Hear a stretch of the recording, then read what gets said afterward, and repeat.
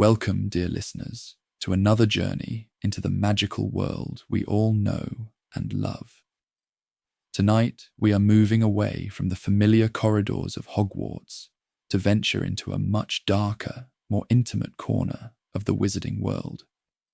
We'll head to Spinner's End, a narrow, dirty alley where the air tastes of smoke and broken dreams. Tonight, you will witness a moment that changed everything for a young boy who would one day become the most controversial professor in Hogwarts history. This is the story of Severus Snape's first potion, his first taste of real magic, and the day he discovered that sometimes the most powerful potions are not brewed in silver cauldrons, but in cracked cups with trembling hands and desperate love. Please come, dear listeners, to another journey into the magical world we all know and love. Tonight, we are moving. The rain hasn't stopped falling on Spinner's End for 3 days now. It drums against the grimy windows of number 19, where 9-year-old Severus Snape sits hunched over a battered book at the kitchen table. The pages are yellowed and water-stained, rescued from a puddle outside the library, but the words still dance before his hungry eyes. Advanced herbology, magical properties of common plants.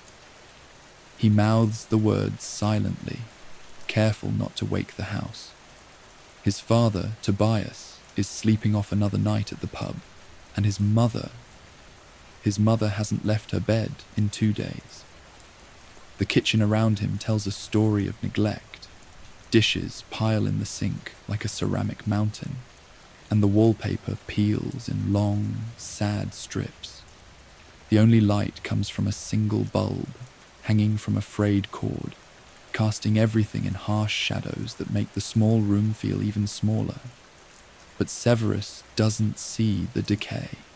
His mind is elsewhere, lost in descriptions of moonstone and its calming properties, as well as chamomile's ability to soothe both body and spirit.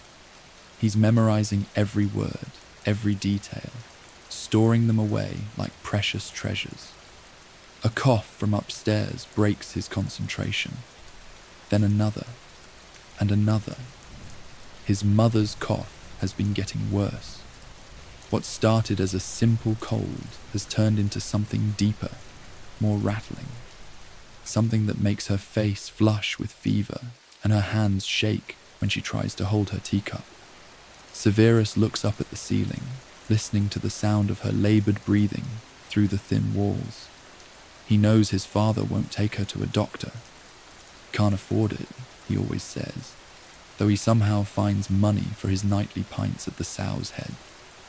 The boy's thin fingers trace the edge of the book's pages. Somewhere in here, he thinks, there has to be something that can help her. There has to be. Another violent coughing fit echoes from above, followed by a soft whimper that makes Severus's chest tighten. He closes the book gently and climbs the creaking stairs, each step careful and deliberate. The door to his parents' room is ajar. Inside, he can see his mother's form beneath the threadbare blankets, her chest rising and falling in shallow, rapid breaths. Her hair, once as black as his own, now hangs limp and dull around her pale face. "Mum," he whispers. Eileen Snape opens her eyes slowly. They're the same dark eyes that Severus inherited, but now they're clouded with fever and exhaustion. "Severus," she breathes, her voice barely above a whisper. You should be getting ready for school." "I'm not going today," he says, stepping into the room. "You're sick." She tries to sit up, but the effort sends her into another coughing fit. When it passes, she looks at him with a mixture of love and worry that makes his heart ache. "I'm fine, love. Just a bit under the weather. Your father will be up soon, and he'll..." "No, he won't." The words come out harder than Severus intended. "He'll sleep until noon, then go back to the pub. You know he will." Eileen's face crumples slightly, but she doesn't argue. They both know it's true. Severus moves closer to the bed, his small hand reaching out to touch her forehead. Her skin burns against his palm, and he can feel her trembling beneath his touch. "Mum," he says quietly, "you're really sick. We need to do something." She closes her eyes and leans into his touch. "I know, love. I know." While his mother drifts in and out of feverish sleep, Severus searches the house with the methodical precision of someone much older than his 9 years. He's looking for something, anything, that might help her. The bathroom medicine cabinet yields nothing but expired aspirin and empty bottles. The kitchen cupboards are equally disappointing, just tea bags and half-empty jars of preserves. It's in his mother's old trunk, hidden beneath the stairs, that he finds it. The trunk is locked, but Severus has watched his father pick locks when he's forgotten his keys after a night of drinking. A hairpin and some careful maneuvering, and the old brass clasp springs open with a satisfying click. Inside, beneath layers of moth-eaten fabric and yellowed photographs, is a leather-bound journal. The cover is worn smooth by countless hands, and when Severus opens it, he's greeted by his mother's handwriting, but younger, more confident than the shaky script he's used to seeing on grocery lists. Eileen prints advanced potions and remedies. His breath catches Prince, his mother's maiden name, the one she never talks about, the one that makes her face go distant and sad whenever it comes up. The pages are filled with recipes, diagrams, and notes written in a precise, scholarly hand. This isn't the mother he knows, the quiet, defeated woman who flinches when his father raises his voice. This is someone else entirely, someone who understood magic, because that's what these are, magical recipes, healing potions and protective charms, love filters and calming draughts. Each one is carefully documented with ingredients, measurements, and detailed instructions for preparation. Severus's hands shake as he turns the pages. His mother was a witch, a real witch, with real magic, and she'd hidden it from him his entire life. Near the middle of the journal, he finds what he's looking for: fever-breaking elixir for respiratory ailments and persistent coughs. The recipe is complex, requiring ingredients he's never heard of: powdered moonstone, essence of hellebore, dried billywig stings. But beneath the main recipe, in smaller handwriting, is a note: Muggle alternative for when proper ingredients are unavailable. Chamomile, honey, lemon balm, and elderflower. Steep in rainwater under the full moon. Add 3 drops of morning dew and a hair from someone who loves the patient. The intention is more important than the ingredients. Severus reads the note 3 times, his mind racing. The ingredients are simple, things he might actually be able to find. But the instructions are strange, almost ritualistic. How does one steep under the full moon? And what does the intention is more important than the ingredients mean? He glances out the small window near the stairs. The rain has stopped, and weak sunlight filters through the clouds. It's not night yet, let alone a full moon, but his mother's cough is getting worse by the hour. Closing the journal carefully, Severus makes his decision. He'll have to adapt the recipe, improvise where necessary. If his mother really was a witch, if magic really exists, then maybe, just maybe, he can make this work. The first challenge is ingredients. The house has honey, thankfully, though it's crystallized and hard. There's no chamomile, but he remembers seeing wild chamomile growing in the wasteland behind the row of houses. Lemon balm and elderflower are trickier, but he has a vague memory of his mother pointing out elderflower trees in the park last summer. He pulls on his thin jacket and ventures out into the grey afternoon. Spinner's End, looks even more depressing in daylight. A narrow street of identical brick houses, each one seeming to lean against the next for support. The air smells of factory smoke and something vaguely chemical from the river. The waste ground behind the houses is a patch of scrubby grass and weeds, littered with broken bottles and rusted metal. But growing wild among the debris, Severus finds small white flowers that match the description in his mother's journal. Chamomile, with its distinctive daisy-like appearance and a sweet smell. He gathers as much as he can, careful to pick only the healthiest-looking blooms. His hands are soon stained green with plant juice, but he doesn't care.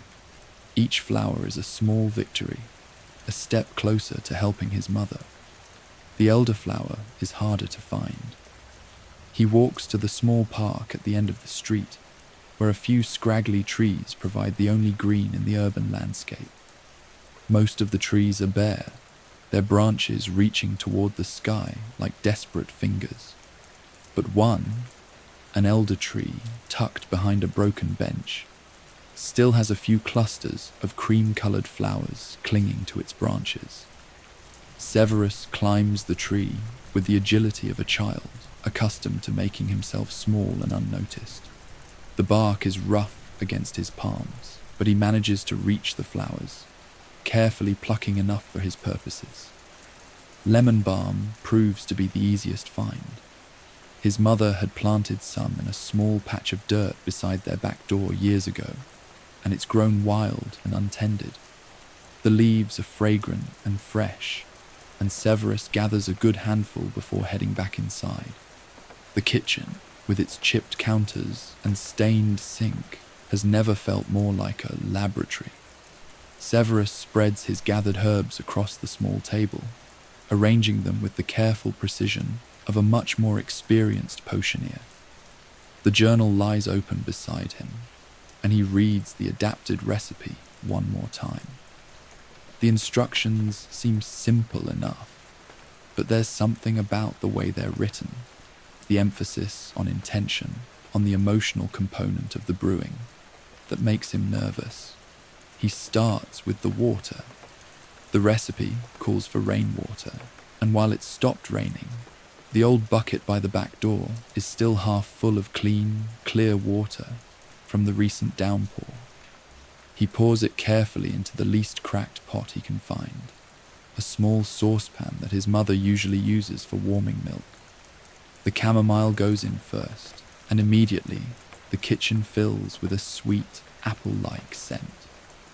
Severus watches the small flowers float on the surface of the water, their white petals already beginning to unfurl in the liquid. Next comes the elderflower. The clusters are more delicate than the chamomile, and they seem to dissolve almost instantly in the water, turning it a pale golden color. The scent changes, becoming more complex, more sophisticated. The lemon balm leaves are added last, and Severus crushes them gently between his fingers before dropping them into the pot. The aroma that rises from the mixture is incredible, sweet and fresh, and somehow healing just to smell. But the recipe isn't finished. According to the journal, the mixture needs to be steeped under the full moon, and while there's no moon visible in the grey afternoon sky, Severus has an idea. He carries the pot to the back door and sets it on the small step outside. The sky is overcast, but occasionally the clouds part enough to let weak beams of sunlight through. Maybe, he thinks, it's not about the moon specifically. Maybe it's about the intention, about putting the mixture under the open sky and trusting that the magic will work. While the herbs steep, Severus turns his attention to the honey. It's crystallized solid, more like amber than liquid, but he manages to scrape out a few spoonfuls into a small bowl. He adds hot water from the kettle, stirring until the honey dissolves into a golden syrup. The recipe calls for 3 drops of morning dew, but it's well past morning, and finding dew in the middle of the afternoon seems impossible. Severus stares at the instruction, his mind working through the problem. Then he remembers something from school, a science lesson about the water cycle, about how moisture from the air condenses on cold surfaces. He opens the small refrigerator, which barely works and makes alarming groaning sounds, and finds a glass bottle that's been sitting inside. When he takes it out, the cold glass immediately begins to attract moisture from the warm air of the kitchen. Carefully, painstakingly, Severus collects the tiny droplets of condensation on his finger. 1 drop, 2 drops, 3 drops into the honey mixture. It's not morning dew, exactly, but it's water drawn from the air itself, which seems close enough. The final ingredient is the most personal, a hair from someone who loves the patient. Severus reaches up and pulls a single black hair from his own head, holding it up to the light. It's so thin, it's nearly invisible, but it feels important, significant. He drops it into the honey mixture and watches it disappear. Outside, the herb mixture has been steeping for nearly an hour. The liquid has turned a deep amber color, and the scent has mellowed and deepened. Severus brings the pot back inside and strains out the plant matter using a tea strainer, pressing the herbs to extract every drop of liquid. The final step is to combine the herbal tea with the honey mixture. The recipe doesn't specify proportions, just says to balance the elements with care and love. Severus pours the honey into the herbal tea slowly, watching as the 2 liquids swirl together in spirals of gold and amber.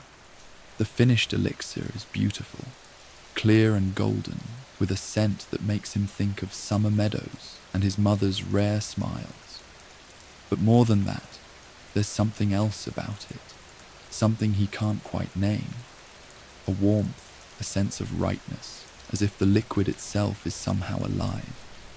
He pours a small amount into a clean teacup, the only one without chips, and climbs the stairs to his mother's room. Eileen is awake, but barely conscious, her breathing shallow and rapid. Her face is flushed with fever, and her hair is damp with sweat. "Mum," Severus whispers, sitting on the edge of the bed. "I made you something." She opens her eyes with effort, focusing on his face with difficulty. "Severus." "What?" "It's tea," he says, not entirely lying. "Special tea, to help you feel better." He helps her sit up, propping pillows behind her back. Her body feels so light, so fragile, that he's afraid she might break. Carefully, he brings the cup to her lips. "Drink it slowly," he says, and he's surprised by how confident he sounds. Just a little at a time. The first sip makes her eyes widen slightly. It's very good," she whispers. "What's in it?" "Honey," Severus says, and things that will help you get better." She drinks more, and with each sip, Severus watches her face. Is it his imagination, or does she look a little less pale? Is her breathing becoming easier, or is he just hoping?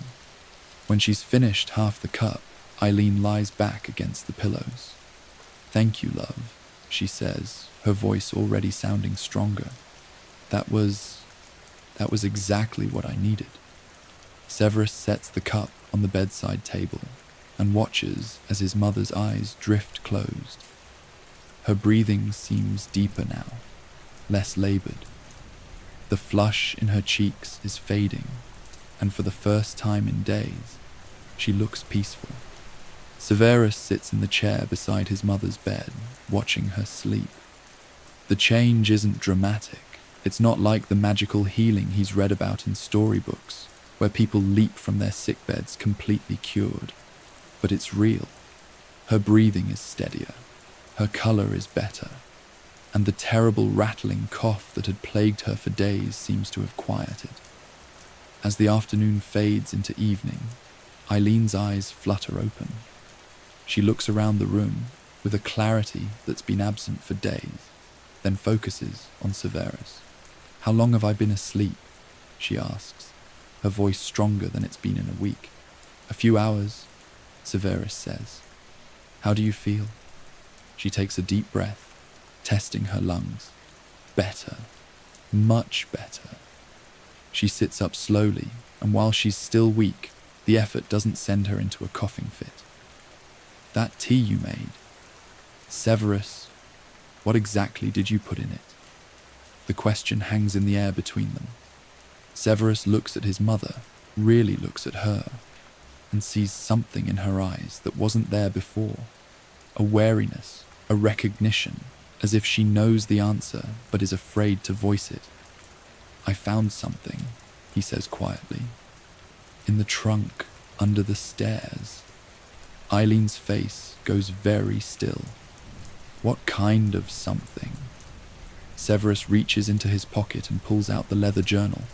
His mother's eyes widen when she sees it, and she reaches out with trembling fingers to touch the worn cover. "I haven't seen this in years," she whispers. "I thought I'd lost it."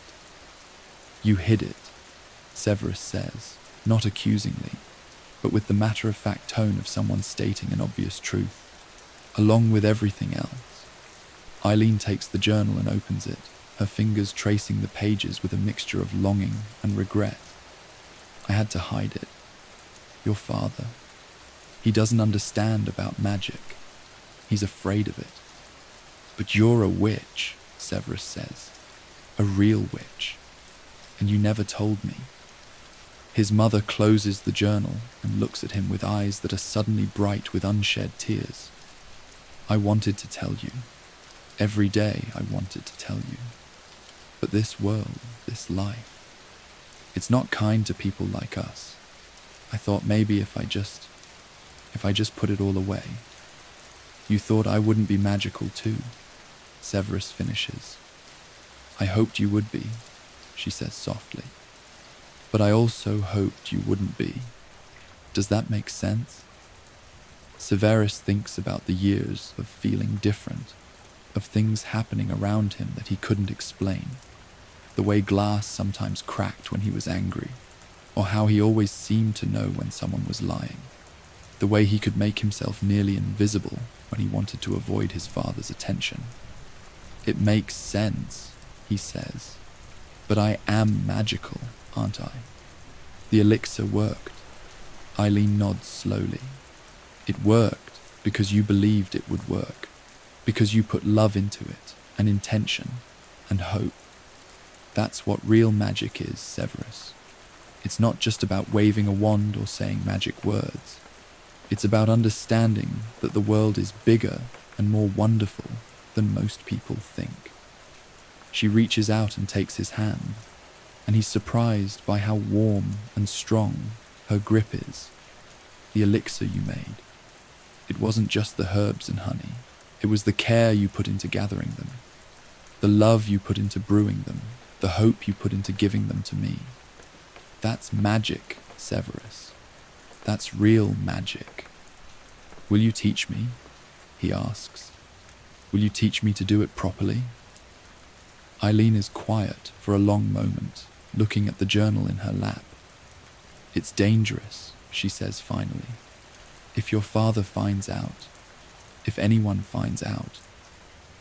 "I don't care about danger," Severus says with the fierce certainty of childhood. "I want to learn. I want to help people the way I helped you." His mother smiles then, the first real smile he's seen from her in months. "You're braver than I am," she says. "Braver than I ever was. Does that mean you'll teach me?" "It means," Eileen says, "that we'll learn together.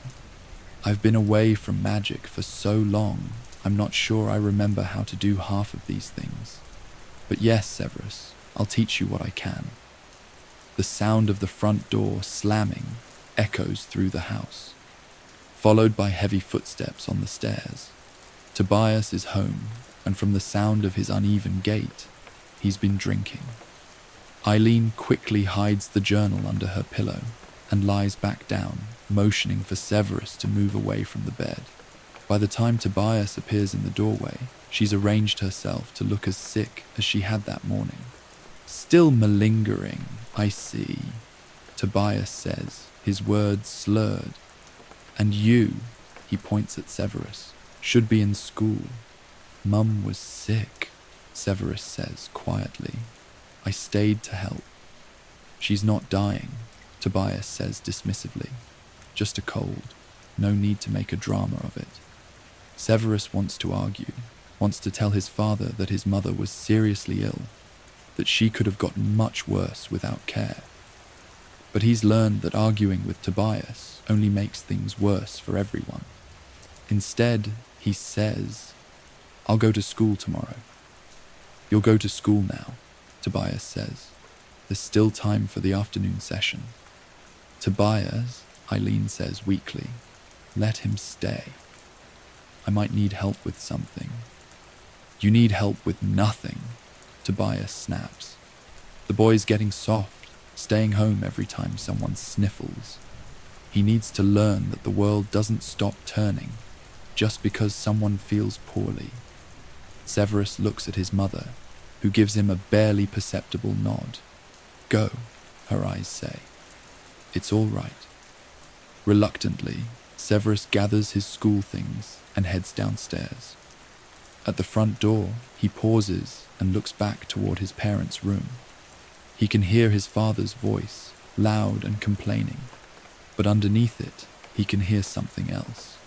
His mother's voice, stronger now, arguing back. She's getting better. The elixir worked. And tomorrow, when his father is at work, she'll teach him more magic. The next morning, Severus wakes to the sound of his mother moving around in the kitchen. It's the first time in days that she's been out of bed, and he rushes downstairs to find her standing at the stove, stirring a pot of porridge. She's still pale, still weak, but she's upright and alert. The terrible cough that had racked her body is gone, replaced by only an occasional clearing of her throat. Good morning, she says, turning to smile at him. I thought I'd make you breakfast before school. You should be resting, Severus says, but he's smiling too. I've been resting for days, she replies.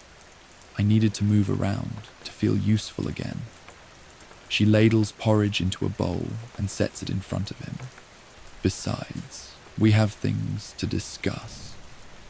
Tobias has already left for work. He starts early at the factory, so they have the house to themselves. Eileen sits across from Severus at the small table, the leather journal open between them. Magic, she says, is not what most people think it is. It's not about power or control or making yourself important. It's about understanding the connections between things, about seeing the world as it really is, instead of as we think it should be. She turns to a page near the front of the journal where there's a detailed diagram of a plant. This is feverfew, she says. Muggles use it for headaches, but they don't understand why it works. They just know that it does. But a witch understands that feverfew works because it carries the essence of cooling, of calming, of bringing balance to chaos. Severus studies the diagram, memorizing every detail. Is that why the elixir worked? Because I understood the essence of the plants? Partly, his mother says, but also because you approached it with the right intention. You weren't trying to show off or prove how clever you were. You were trying to help someone you loved. That made all the difference. She turns the page, showing him more plants, more diagrams. Magic responds to emotion, to genuine need. That's why love potions never really work. You can't force genuine feeling. And that's why healing potions work best when they're made with care and concern for the patient. Will you teach me to make other things? Severus asks. More elixirs. I'll teach you what I can, Eileen says. But you have to promise me something. You have to promise that you'll be careful. Magic is wonderful, but it's also dangerous. and people who don't understand it. She glances toward the door, thinking of Tobias. They fear it, and fear makes people do terrible things. I promise, Severus says solemnly. Good.